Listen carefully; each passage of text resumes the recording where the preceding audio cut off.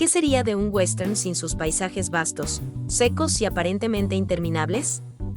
Los escenarios de estas películas no solo son un telón de fondo, sino que se convierten en personajes por sí mismos, marcando el tono y la atmósfera de cada historia. Estos paisajes, que reflejan la crudeza y la libertad del viejo oeste, nos transportan a un mundo donde la civilización apenas se abre paso, y la ley y el desierto son casi lo mismo. Uno de los lugares más emblemáticos para los westerns es Monument Valley, en la frontera entre Utah y Arizona.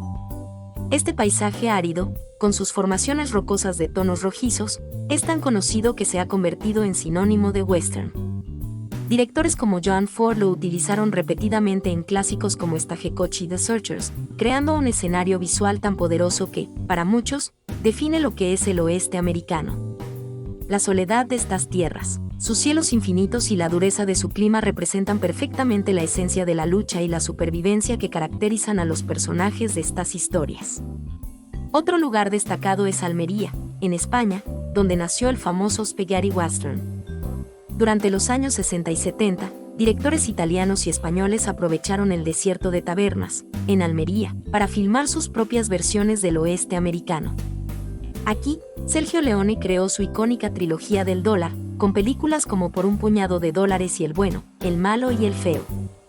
El paisaje árido y desolado de Almería le dio un toque único al western europeo, añadiendo una estética más cruda y estilizada que contrastaba con los escenarios americanos. También está el Valle de la Muerte, en California, donde la inmensidad y el calor extremo añaden una dosis de realismo a las historias. Este escenario transmite un sentido de aislamiento extremo y peligro constante, perfecto para los westerns más duros y psicológicos. Películas como Django Unchained de Quentin Tarantino usaron estos escenarios para acentuar el riesgo y la intensidad de sus tramas, logrando una atmósfera de tensión en cada plano. Los escenarios de las películas western nos conectan con esa sensación de desafío y libertad. En ellos, la naturaleza se convierte en un obstáculo y un aliado, haciendo que cada disparo, cada persecución y cada duelo cobren un sentido épico.